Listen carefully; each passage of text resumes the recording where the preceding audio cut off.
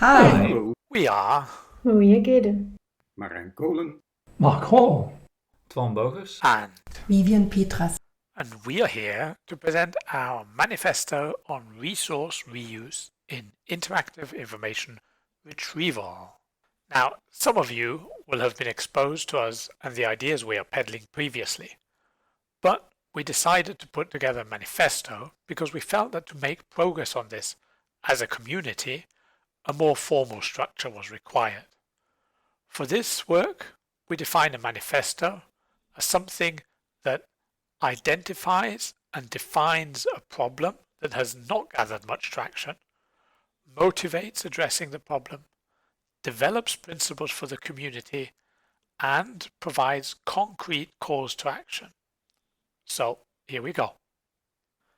Let us start by defining the context of resource reuse. In the area of interactive information retrieval, we have split the resources to reuse into research design, research infrastructure, and research data.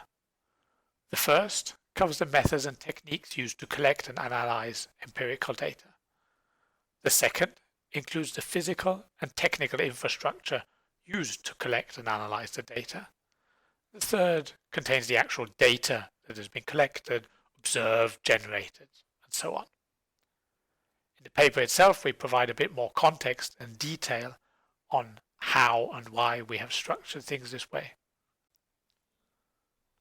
With what we see as the three primary resources to be reused defined, let us have a look at reuse itself. This figure from work by Christoph Schöch provides a nice overview over the different ways in which resources can be reused and how these different types of reuse have been labeled in the past, ranging from replication, reproduction, reinterpretation to reuse. What this really emphasizes is the difficulty in nailing down reuse, and as a result, for our manifesto, we define reuse as including all of these aspects. Obviously, when we come to the principles in our manifesto, the broad definition means that some principles will apply more or less to some of these types of reuse. That flexibility is entirely intentional, as otherwise the probability of our manifesto seeing any level of uptake in the messy, real world of research would be zero. Before we delve into our principles, let us just quickly remind ourselves of the benefits of and barriers to reuse. Reuse supports validation, standardization, improved comparability, and reproducibility, vetting of results, leading to a solidification of the foundations of knowledge in our field. Things most would probably agree are a good idea. Now, clearly the relative lack of reuse within our field indicates that there are barriers to achieving reuse, which are also well known. Lack of contextualization and implicit knowledge, difficulties with reusing technical elements, legal aspects, of course, and a lack of recognition for the work involved in providing resources for reuse, which is a significant amount of work.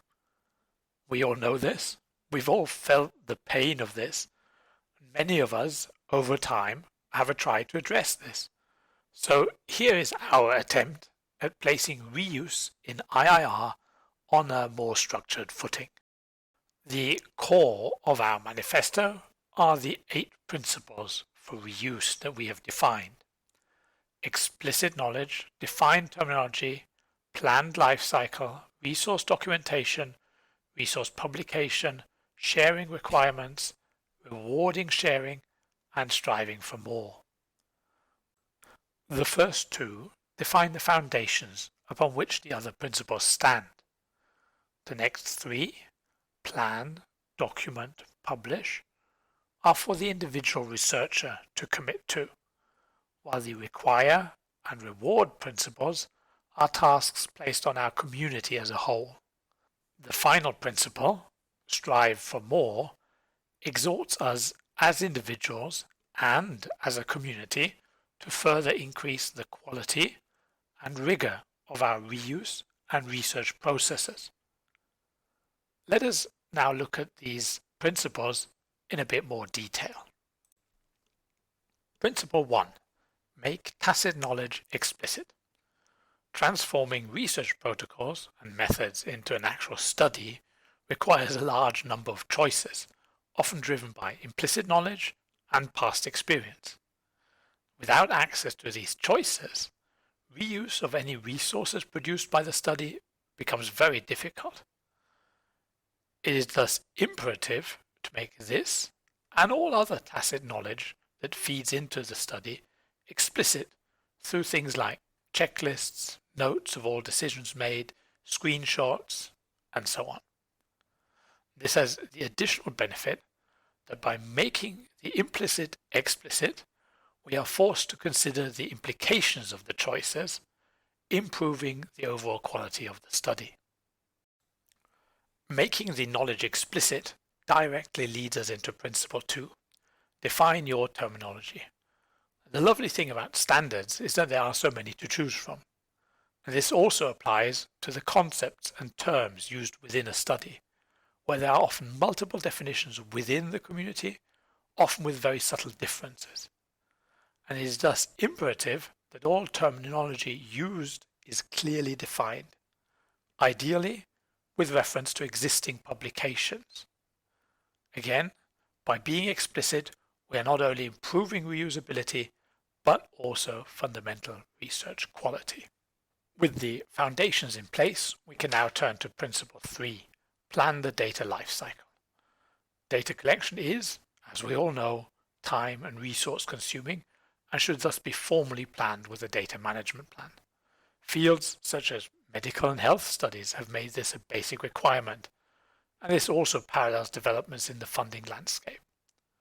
Proper planning also ensures that reuse is not prohibited by poor collection practices or legal compliance issues. The outputs from all of the previous principles feed into Principle 4. Document your research resources. Everything covered by the previous 3 principles needs to be documented in detail. The documentation should, where available, follow existing practices and data models, easing reuse. Where no such data models or practices exist, that is the point where you should define clean new data models and practices that can be shared with and adopted by the community as standard models and standard practices for documentation. The documentation then feeds into Principle 5. Archive and publish your research resources. Following Principle 4 on its own is good for reuse within your own work, but obviously, to support wider reuse, it is necessary for the documentation and data to be both archived and published. The reason we split the documentation and publication activities into 2 principles is that in some cases, not all of the data or documentation can be published due to a variety of reasons. The parts that cannot be published should still be documented, but obviously not published, thus 2 separate principles. As data management has become much more of a requirement by funders and publication outlets, much of the infrastructure for this is already in place and can be reused not only for research data, but for all research resources. Up to this point, the Manifesto principles have targeted the individual researcher or research group, but Principle 6 is really for the community as a whole. Require basic sharing practices. It would be nice to believe that researchers will follow the first 5 principles because they are the right thing to do and we are all nice, good people.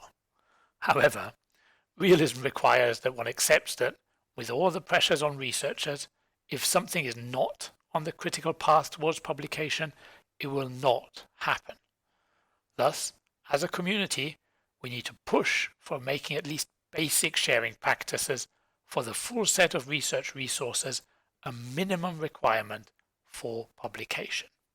With every stick must come a carrot, and ours is in the shape of Principle 7, reward good sharing practices. Good sharing practices have been shown to increase citation counts, so there is already some positive feedback and direct positive consequences of good sharing practices, but it is mixed in with all the other aspects of the research. Thus it is also easier to ignore and to say, oh, perhaps it won't make that much of a difference, so we will not do it now because we don't have time. There is thus a need for the community to explicitly acknowledge good documentation and sharing practices, whether this is through badging, allowing for extra pages in publication, awards for documentation quality, or additional publication categories focused on reporting research resources rather than research results. That way, the reward is directly connected to the practice. The previous 7 principles have really covered the fundamentals of improving reuse within our community. Principle 8, Strive for More, focuses on what we as individual IIR researchers and the community can do to build upon the basic levels of sharing and reuse in order to drive the quality and impact of research in our discipline. Unlike the previous 7 principle, this one is very open-ended, and the things noted under this principle are much more suggestions and ideas rather than specific actions that can be undertaken. That concludes our 8 principles. In order to make this manifesto reality, we now need to initiate awareness, provide infrastructure for documentation and sharing, where we can't reuse existing infrastructure, change the reward structures, and educate and grow the community. To this end, we also propose 5 levels of IIR resource reuse, ranging from very basic documentation in the research publication via extended documentation on a project website to structured documentation of research designs, research data, and research infrastructure. Together, these define a hierarchy that can be used to classify resources for reuse, but also a roadmap towards achieving the full potential of reuse. This is the point where we need you to become involved in the work. For this to have any chance of success, we require the community's input, discussion, ideas, vigorous exchange of viewpoints, but no name calling, technical and administrative contributions, and just your time commitment towards improving your own research, resource sharing, and reuse practices. Thank you for your attention, and we look forward to working with all of you to move this thing forward in our community and make it a success. Bye. Bye.